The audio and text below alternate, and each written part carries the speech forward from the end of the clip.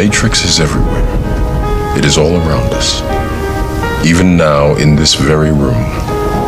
You can see it when you look out your window or when you turn on your television.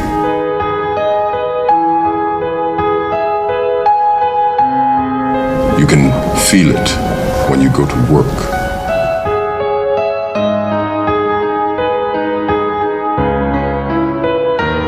When you go to church.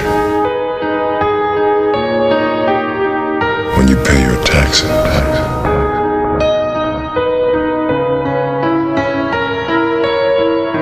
It is the world that has been pulled over your eyes to blind you from the truth. You take the blue pill, the story ends. You wake up in your bed and believe whatever you want to believe. You take the red pill, you stay in Wonderland, and I show you how deep the rabbit hole goes. Remember, all I'm offering is the truth, nothing more.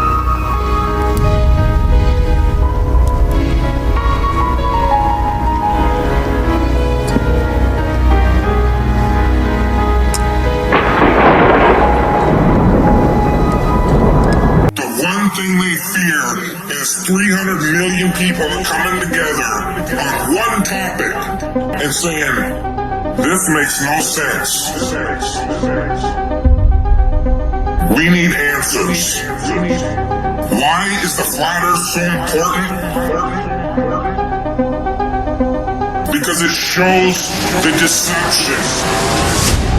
There are enough reasonable questions to create reasonable suspicion that we've been lied to.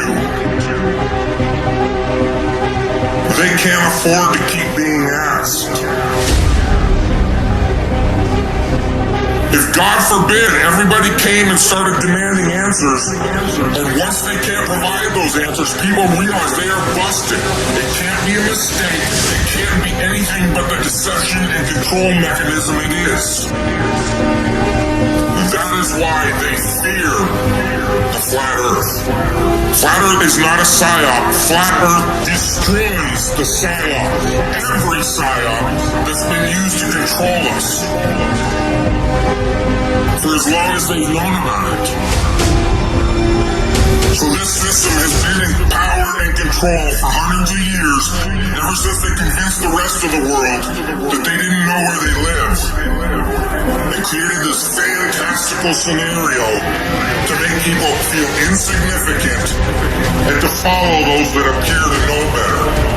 They're just better liars, deceivers, that have no conscience, and will do everything and anything to everybody and anybody they can to keep that power. Because people are waking up. And no matter how much they try to suppress this flat earth movement, oh, it's gonna keep moving one way or another. You can see it. People are waking up. Their earth is indisputably not round. Is it possible that these guys are using stage magic, tricks?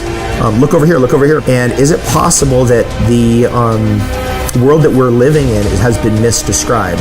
I definitely know that the world that we're living in has been misdescribed to us and oversimplified, including the solar system model.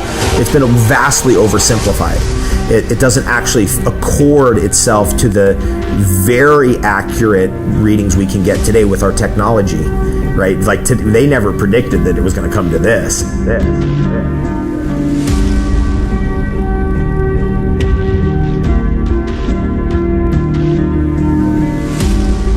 If you can't figure out what difference it makes that the people running your world have fucking lied to you over and over your whole life, if you can't figure out what difference that makes, you're a fucking idiot. And if everybody would just come together and demand answers, they would not know what the fuck to do. Why has nobody been to the moon in such a long time? That's not an 8-year-old's question. That's my question. I want to know, but I think I know. Because we didn't go there, and that's the way it happened. And if it didn't happen, it's nice to know why it didn't happen, so in the future, if we want to keep doing something, we need to know why something stopped in the past that we wanted to keep it going. And you can see the real location of the camera and the very bright and near Earth out the window. 10 or 11 years ago, I stated to various scientists that the moon is not a piece of rock, but it is plasma. The Americans and Russians are thinking of landing men on it. Well, that will never happen, never happen, never happen. Sometimes it's got something called a lunar wave. There are many videos showing the moon with a lunar wave. We don't know what that is. It's all a mystery. Do you believe it could possibly land on it? Absolutely not. You know, you've got a P900 camera now you can buy, and you can zoom in to the moon. It's supposed to be, by the way, 238,000 miles away in deep dark space. It's sometimes translucent. You can see through it. Whether you believe we went to the moon or not, everybody believes that there's a debate about it, right? Now, if you really have an open mind and you want to get to the bottom of it, let's have an open mind. Let's get to the bottom of it, and let's take it to trial. First thing we got to do is examine the evidence. And the defendant, the government, says we destroyed all the evidence. I'd go to the moon in a nanosecond.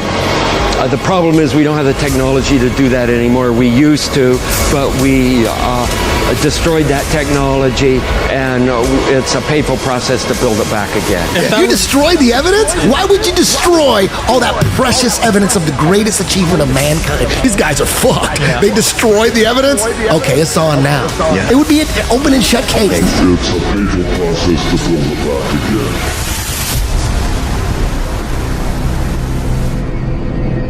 You want answers? I think I'm entitled. You want answers? I want the truth! You can't handle the truth! When you look up at the sun and moon, you see two equally sized, equidistant circles tracing similar paths at similar speeds around a flat, stationary Earth. Rise up and look at that great cosmic light and think about it. That gets up in the eastern horizon every morning and moves across the sky with a kind of symphony of motion and paints its technicolor across the blue, a light that man could never make. They become so involved in thinking about man's progress, they forget to think about the need for God's power. The experts at NASA, however, claim your common sense, everyday experience is false on all counts.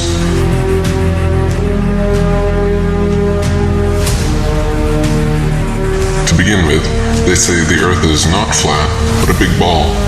Not stationary, but spinning around 19 miles per second. They say the Sun does not revolve around the Earth as it appears, but Earth revolves around the Sun. And the Sun is actually 400 times larger than the Moon and 400 times farther away. That's right, you can clearly see they're the same size and distance.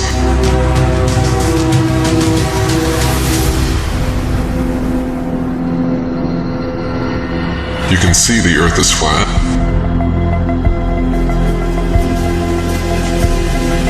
You can feel the Earth is stationary. But according to the gospel of modern astronomy, the Earth spins 1,038 miles per hour under your feet and revolves 67,108 miles per hour around the Sun. Copernicus calculated the Sun's distance from Earth to be 3,391,200 miles. The next century, Johannes Kepler decided it was actually 12,376,800 miles away. Isaac Newton once said, "It matters not whether we reckon it 28 or 54 million miles distant, for either would do just as well." How scientific. Science! Benjamin Martin calculated between 81 and 82 million miles.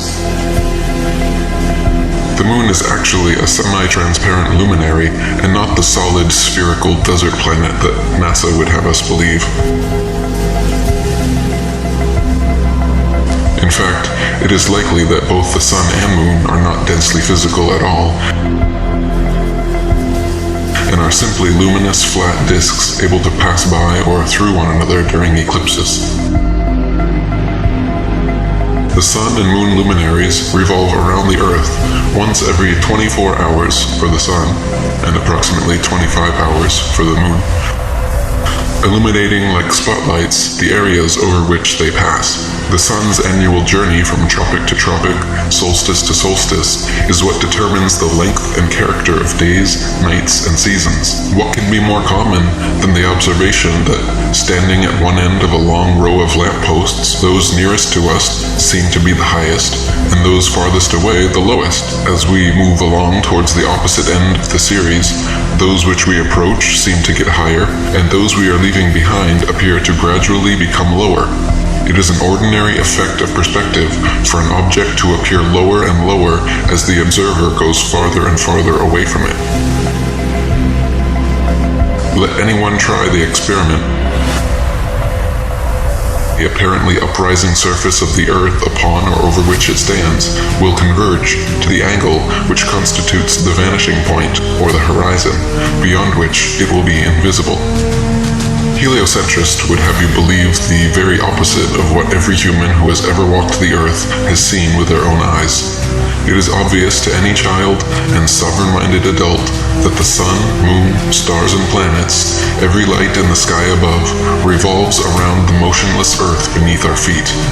It is also plain to see that the sun and moon are both approximately the same size and situated relatively close to Earth, not 400 times divergent and millions upon millions of miles away. To abandon your senses and everyday experience in favor of such unfounded science fiction fantasies is a fallacy of appeal to authority so extreme that it leaves the brainwashed believer impotent to trust his own natural instincts and forever thereafter chained to the fantastical explanations of astronomical charlatans.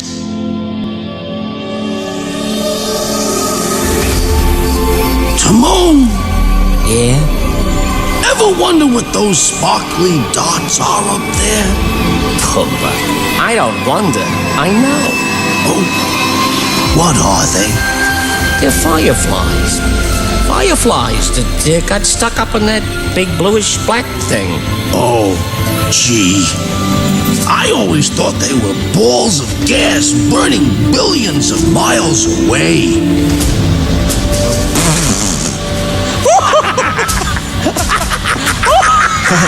Who told you something like that? What mook made that up? Yeah, pretty dumb, huh? Oh, you're killing me, son. It's maybe the night that my dreams might let me know all the stars are closer, all the stars are closer, all the stars are closer. It's maybe the night that my dreams might let me know all the stars are closer, all the stars are closer, all the stars are closer. To stay fixed in their constellation patterns night after night, year after year, century after century, never changing their relative positions. If Earth was truly a tilting, wobbling, spinning space ball, as NASA and modern astronomy proclaim, the star patterns would never look the same 2 nights in a row, let alone be fixed in exactly the same constellations for thousands upon thousands of years. Maybe the night that my dreams might let me know all the stars are closer, all the stars are closer, all the stars are closer. Maybe the night that my dreams might let me know all the stars are closer, all the stars are closer, all the stars are closer.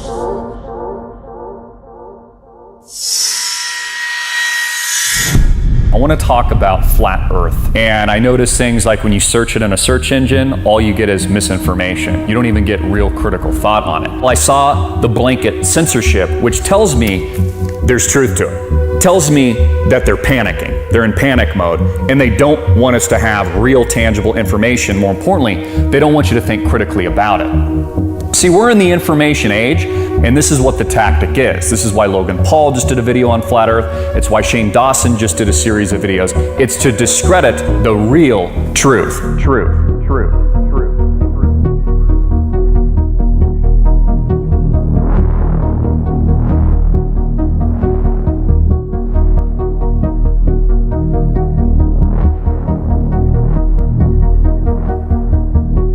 It tells me that there's something here that they don't want you to know. It tells me that mainstream science, NASA, and more importantly, our government powers are panicking. So they're hiring through the same companies that they own, because there's only 6 companies, by the way.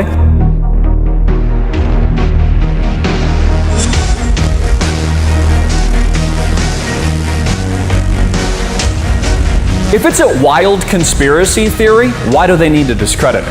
If it's a wild conspiracy theory and it isn't the truth, and no one's going to believe it because they're smart enough to think on their own, why do they need to discredit it? Why do they need, and these same people, keep in mind, Logan Paul, Disney is the parent company. I'm pretty sure he gets a check from Walt Disney. Why would they then put out these misinformation campaigns? I mean, ask yourself these logical questions. I think we know the answer, and I think we know the reason. Is it possible that we're living in that Truman Show today? We're living on the flat earth with the dome, the firmament. As we start to look around us, we start to wake up, our eyes open, maybe that third eye opens, we start to understand, wow, this isn't what I thought it was. Maybe instead of being a worthless blob of goo that came from nothing and then developing into apes that were oohing and ahhing and then eating bananas like a bunch of idiots, maybe instead of that, we actually are the center of the universe. Maybe we are special. In fact, maybe there is unbelievable evidence of creation, but the government has decided to hide that from you. Why? Why is there so much misinformation? Why is there a giant disinformation campaign going on right now when it comes to things like flat Earth? Are my eyes lying to me? Or can I trust what I'm actually seeing? But Christopher, the Earth is a globe. I was told that when I was 1 year old. They said, look, this is a globe. Isn't it interesting? It's one of the first things that you're actually taught. The Earth isn't flat, it's a globe. Even though for hundreds and hundreds, if not thousands of years, they thought that the Earth was flat. Oh, but Christopher, we have all these images of outer space that show that the Earth is a sphere. Really? Where do the images come from? NASA. Oh, you mean the same NASA that is our government, our secretive breakaway government that hasn't been back to the moon since the 1960s. That NASA? Have you ever seen it with your own eyes?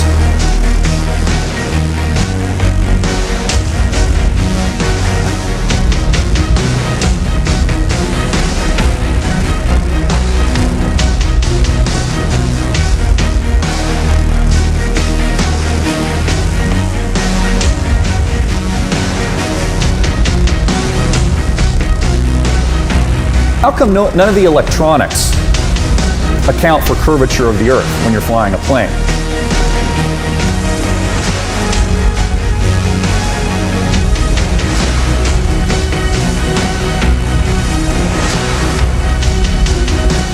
None of the engineering of bridges and train tracks, buildings, all kinds of infrastructure that goes for miles and hundreds and maybe thousands of miles, none of it accounts for, in its actual engineering blueprints, for the curvature of the Earth.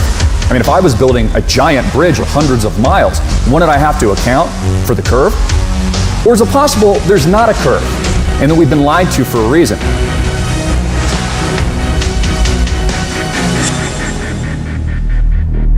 Everybody in this room was taught the story of how Columbus went before Queen Isabella of Spain and he was going to prove to her that the world was the globe.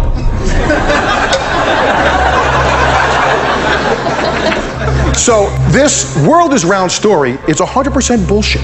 It's total fiction. Yet how did our grandparents learn this? We learned this. Our grandchildren are probably going to learn this. How come? Because history is pop culture. And that dude who jumped out of a perfectly good balloon, what's his name? Felix Baumgartner, edge of space jump.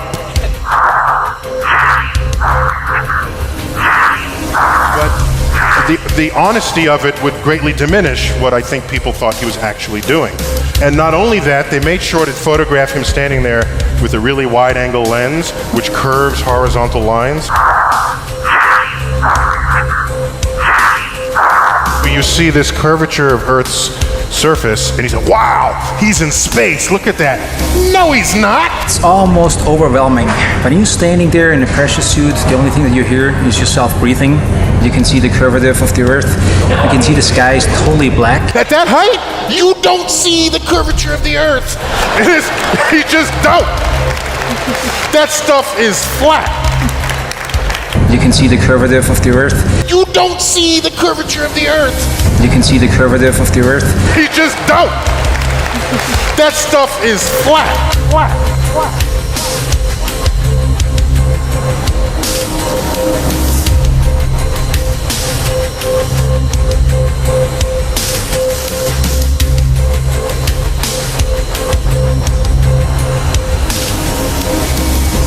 With a really wide-angle lens, which curves horizontal lines.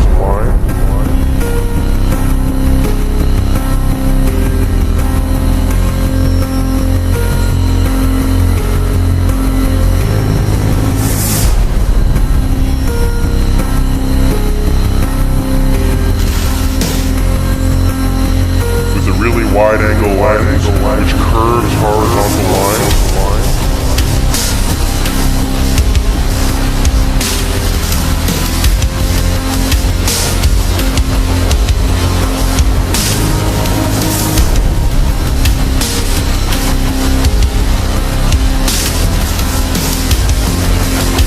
With a really wide-angle lens, which curves horizontal lines.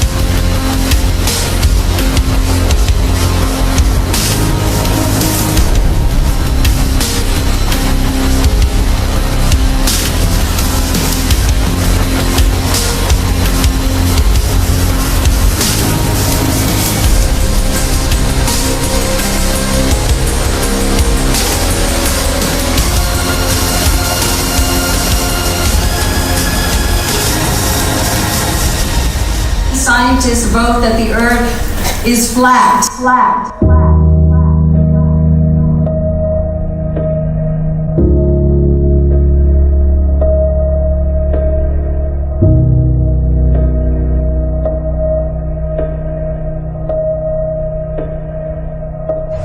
So trust your eyes and trust your experience. Trust your feeling, trust your intuition. Look out. See the horizon flat. Feel for yourself. You're not moving.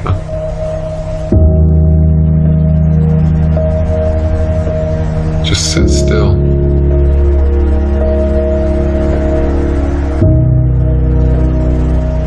Just sit still for a second.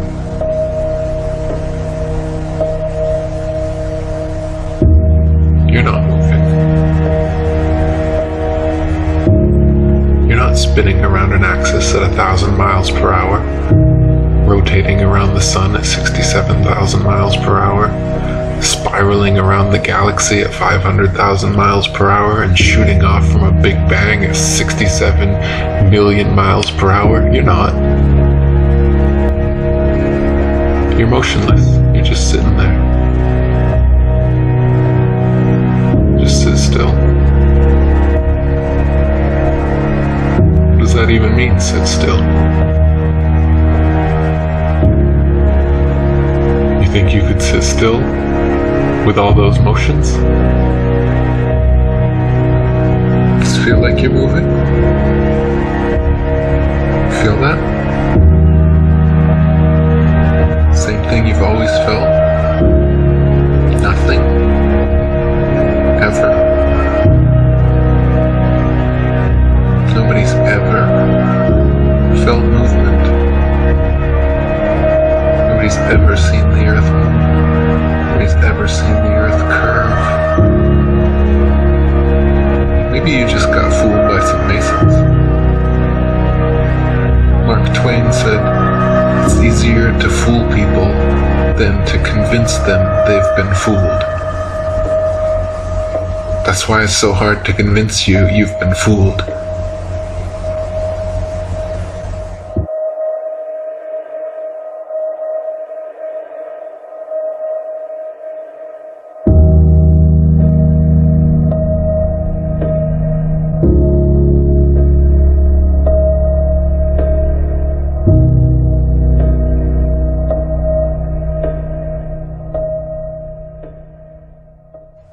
I know you're out there. I can feel you now. I know that you're afraid. You're afraid of us. You're afraid of change. I don't know the future. I didn't come here to tell you how this is going to end. I came here to tell you how it's going to begin.